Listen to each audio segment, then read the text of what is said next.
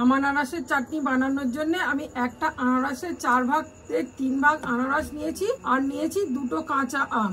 আর তার সঙ্গে আমি কিছু কাজু কিশমিশ খুব ভালোভাবে ধুয়ে ভিজিয়ে রেখেছি। 200 গ্রাম পরিমাণ চিনি আমি এখানে নিয়ে নিয়েছি। 1/2 চামচ পরিমাণ মৌরি নিয়েছি আমি ফোড়নের জন্য, আর একটা শুকনো লঙ্কাও নিয়েছি। এবার আমি আনারস আর আমটাকে খুব ভালোভাবে ছাড়িয়ে গ্রেট করে নেব। বন্ধুরা, আম আর আনারসগুলোকে আমি খুব ভালোভাবে খোসা ছাড়িয়ে ধুয়ে নিয়েছি আর আনারসের মাঝখান থেকে এই শিরাগুলোকে বাদ দিয়ে দিয়েছি। এবার আমি এই আনারসগুলো থেকে এই যে চোখের মতো অংশগুলো আছে এগুলোকে একটা ছুরির সাহায্যে বার করে নেব।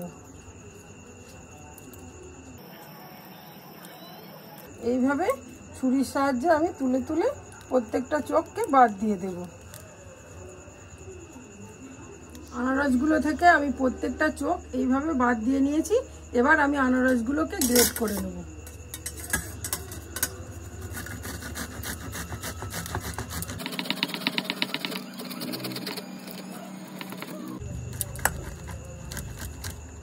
বন্ধুরা, আনারস আর আমগুলোকে আমি আলাদা আলাদাভাবে কুড়িয়ে নিয়েছি। এবার আম আর আনারসটাকে আমি একসঙ্গে খুব ভালোভাবে মিশিয়ে নেব।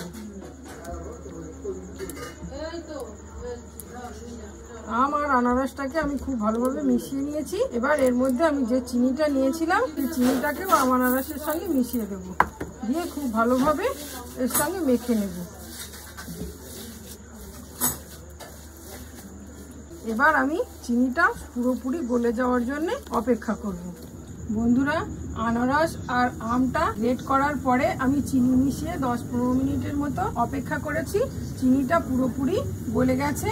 এবার আমি গ্যাসের ওভেনে একটা কড়াই বসিয়েছি। কড়াইটা গরম হয়ে গেছে। কড়াইয়ের মধ্যে আমি দিয়ে দেবো অল্প পরিমাণ তেল। এখানে আমি সরিষার তেল ব্যবহার করছি, আপনারা চাইলে সাদা তেলও ব্যবহার করতে পারেন।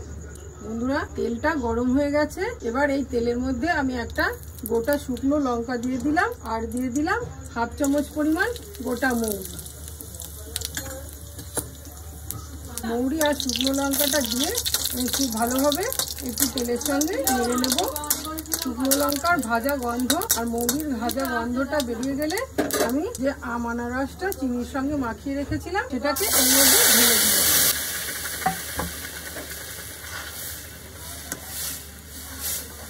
এবার আমি এইভাবে অনবরত আম আনারসের জেলিটাকে নাড়তে থাকবো।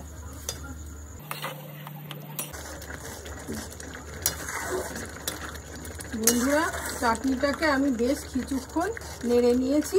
এবার এই পর্যায়ে আমি চাটনির মধ্যে দিয়ে দেবো স্বাদ মতো লবণ।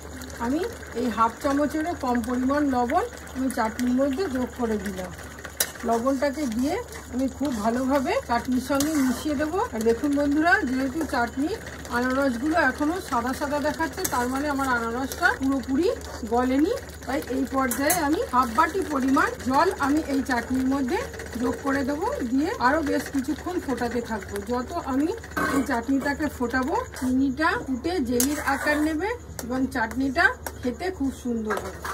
বন্ধুরা, আমটা যেহেতু খুব বেশি টক ছিল তাই চাটনিটাতে অনেক বেশি টক আছে, তাই আমি আরও 50 গ্রাম পরিমাণ চিনি এর সঙ্গে যোগ করে দিলাম। বন্ধুরা, আমার আম আনারসের জেলি চাটনিটা প্রায় হয়ে গেছে। দেখুন চাটনিটা কত সুন্দর কালার এসছে। এবার আমি যে কাজু কিশমিশটা ভিজিয়ে রেখেছিলাম সেটা কিছুটাকে আমি এই চাটনির মধ্যে এখনই দিয়ে দেবো, দিয়ে চাটনির সঙ্গে খুব ভালোভাবে মিশিয়ে দেবো।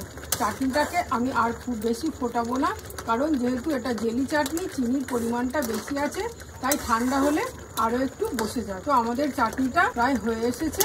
তো আমাদের এই সহজ সুন্দর রেসিপিটা আপনাদের কেমন লাগলো অবশ্যই আমাদের কমেন্ট করে জানাবেন। আর চ্যানেলের যদি নতুন বন্ধু হন তাহলে আমাদের চ্যানেলটাকে সাবস্ক্রাইব করে অবশ্যই আমাদের পাশে থাকবেন। বন্ধুরা, আমি আম আনারসের জেলি চাটনিটাকে নামিয়ে নিয়েছি, নামিয়ে একটু ঠান্ডা করে নিয়েছি। এবার উপর থেকে কিছু পরিমাণ কাজু কিশমিশ গার্নিশের জন্য ছড়িয়ে দিলাম।